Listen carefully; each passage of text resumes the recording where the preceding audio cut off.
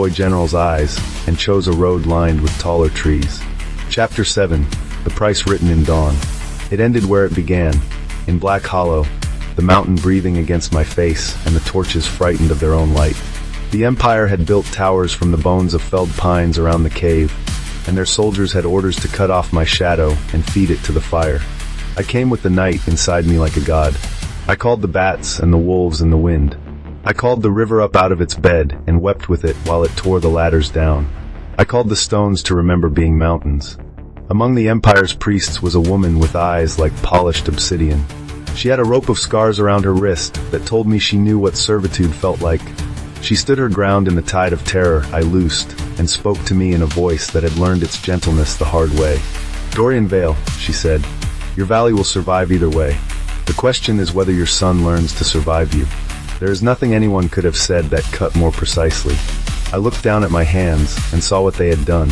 I looked up at the cave mouth and saw the thing that had taught me how. He stood with his almost teeth in his ember eyes and waited to see which song I would hum next. "Take me," I said to him, after a breath long enough to grow moss on. "Take me in full. End the story in me. Leave them to their small lives." He tilted his head as if the wind had told a joke. "Payment was already taken," he said. "You are mine. But you think I want you near me? No, little lord. I want you outside singing. I want the world to hear you and hum along.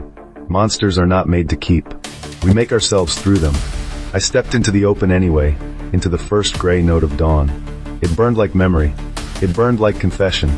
I held my arms open to the sun the way a penitent holds his sins. Lisa came then, against all reason, against orders, against fear. She threw a cloak over my shoulders that had been soaking in the cellar water all night. It steamed. It caught fire. She did not move. She speaks quiet words when the rest of us would shout. "Live," she said. "Not for you.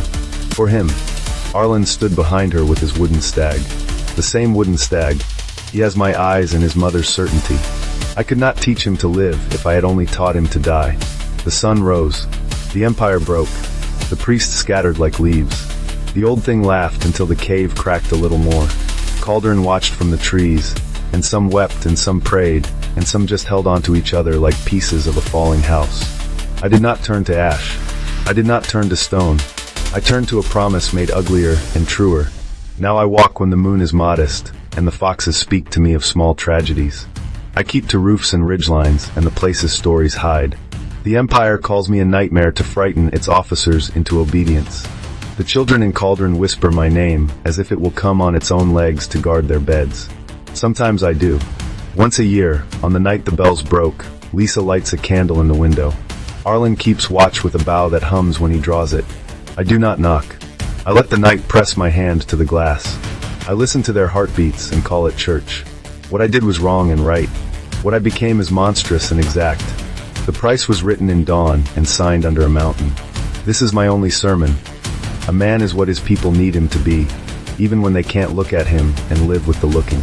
If you stayed with me until the end, then you have drunk something dark. It will not leave you, not entirely. You will taste iron sometimes in your bread. You will watch the mountain and wonder which breath is yours and which is its. When that happens, remember the boy with the wooden stag and the woman with the calm hands, and the way the sun can be both executioner and healer, depending on whose story it is invited into. I will be near. Not for you, for them, and for every small place that dares to be more than a spot on someone else's map.